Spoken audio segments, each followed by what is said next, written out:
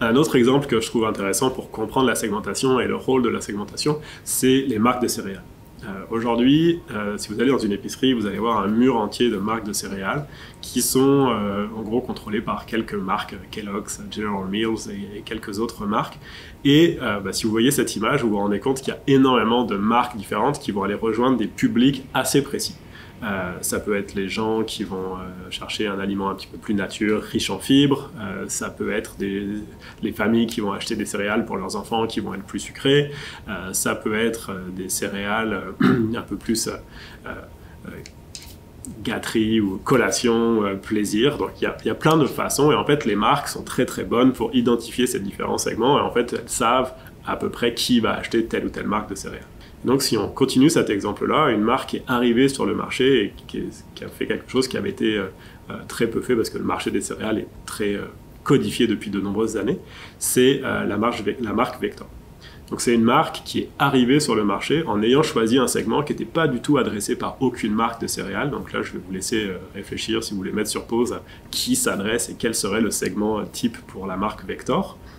Mais si on regarde, en fait pour la première fois ils ont adresser ça à un public qui était probablement beaucoup plus masculin, intéressé à la santé d'une autre façon, d'une nouvelle façon qui était celle reliée à l'entraînement, et en mettant en avant un critère spécifique qui était le nombre de grammes de protéines à l'intérieur des céréales. Et qu'il n'y a aucune autre marque de céréales qui avait misé sur ce critère-là pour se démarquer. Mais là, en ayant trouvé ce segment de gens qui vont à l'entraînement, qui étaient intéressés à augmenter leur niveau de protéines dans leur diète, sans aller jusqu'à prendre des shakes protéinés. Donc c'est un segment assez particulier, qui pouvait avoir l'air étroit, mais qui a été une porte d'entrée pour Kellogg's, pour littéralement rentrer une nouvelle marque sur un marché qui était extrêmement compétitif.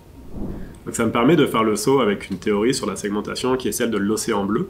Donc l'océan bleu, c'est un livre qui a été assez majeur et que je vous incite à lire, puisque c'est, d'un point de vue business, très intéressant.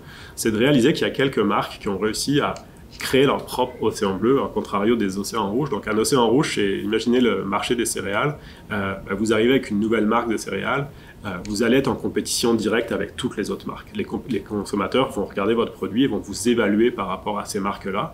Et il y a des grandes chances que les marques établies, qui ont beaucoup de budget, qui sont déjà là, que les consommateurs aiment, vont être très difficiles à changer et à faire sortir de l'échantillon.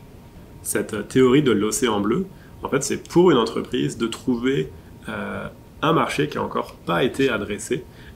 Si on prend quelques exemples, en fait, c'est que quand vous arrivez avec ce nouveau produit, les consommateurs ne se disent pas « Oh, tiens, est-ce que je vais acheter produit A versus produit B ?»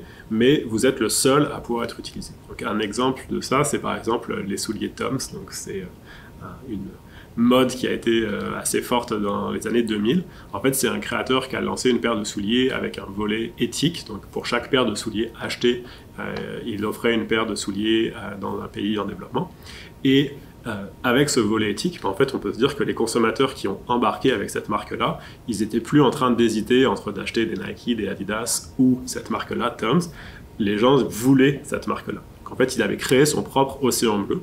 En fait, on crée notre propre océan bleu en général en ajoutant un critère spécifique à notre marque qui va faire que c'est le choix qu'on va faire. Un autre exemple plus récent pourrait être les voitures Tesla quand elles sont arrivées.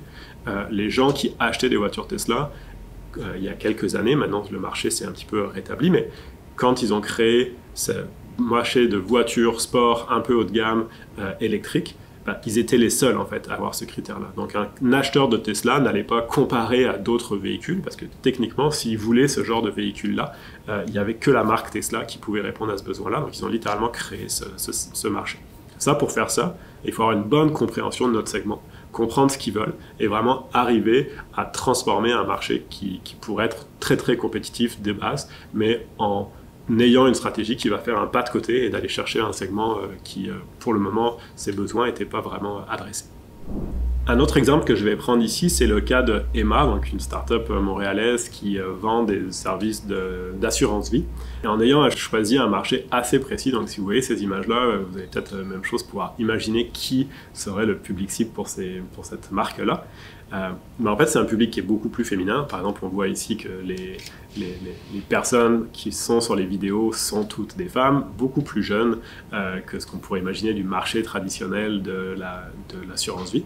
Et donc d'aller chercher ce segment en particulier qui correspond avec la stratégie plus globale de l'entreprise de vendre de l'assurance vie directement en ligne, donc sans passer par normalement notre institution bancaire ou un autre service d'assurance. Et donc, le canal match avec le segment qu'on a choisi et leur modèle d'affaires global fait du sens. Donc c'est un choix délibéré. Ils auraient pu choisir d'autres segments, ils auraient pu probablement choisir juste homme versus âme à ce moment-là dans leur segment, mais là clairement le public visé est plus féminin.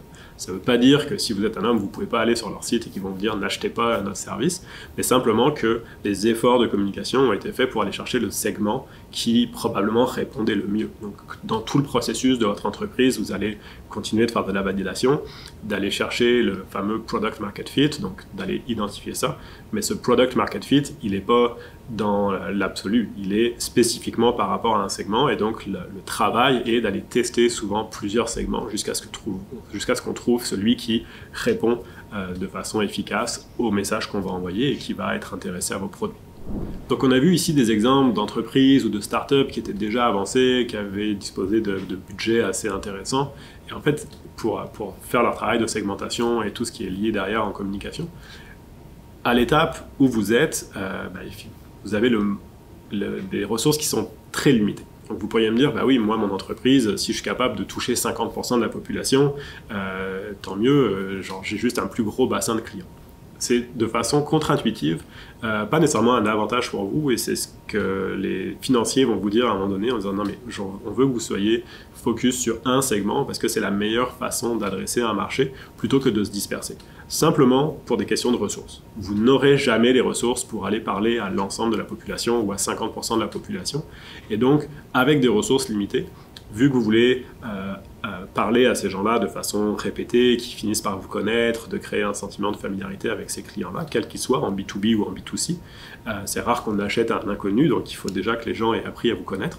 Donc cet aspect de devoir trouver un segment auquel on va pouvoir parler de façon répétée, qui est assez limité, a amené la stratégie de la tête de pont, donc beachhead market en anglais.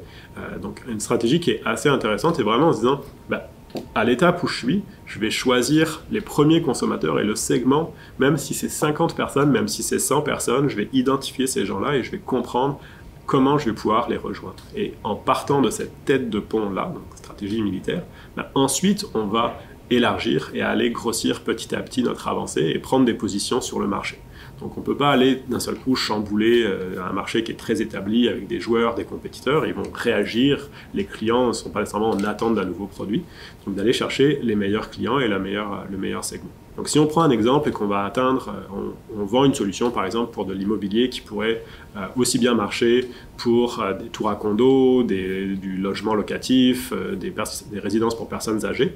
Donc si notre solution elle s'adapte à tous ces différents segments, on ne va pas les adresser tous en même temps simultanément. Ça serait perdre de l'énergie, ça serait perdre des ressources et en général on va avoir un effet qui va être très limité. Donc on peut se dire je vais commencer avec les résidences pour personnes âgées. C'est un marché qui correspond, qui est intéressant, il y a des bénéfices à aller chercher ce marché-là, donc je vais aller chercher à Montréal les résidences pour personnes âgées. Je vais concentrer mes efforts ici. Ensuite, notre stratégie, on va pouvoir grossir. Donc on peut se dire, maintenant que ça a très bien marché, j'ai 5 ou 10 clients en résidence pour personnes âgées à Montréal, qu'est-ce que je fais?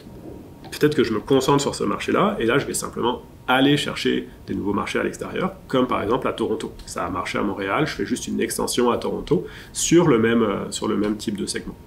Ou au contraire, je me dis, à Montréal ça marche, les résidences pour personnes âgées ça fonctionne, mais maintenant je vais tester avec les résidences de condos locatifs.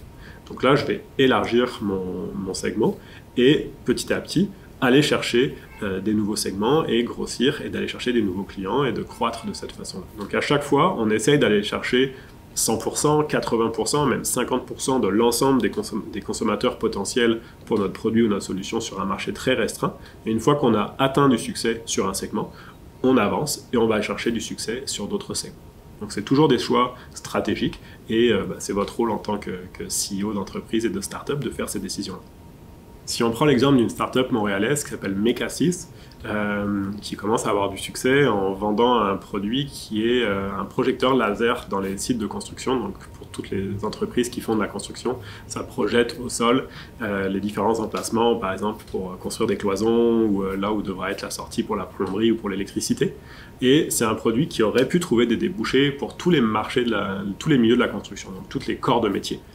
Et plutôt que de choisir de parler à tout le monde, l'entreprise a décidé de se concentrer sur un spécifiquement qui est celui du système intérieur. Donc c'est les gens qui posent les cloisons et les studs métalliques et qui installent les plaques de plâtre.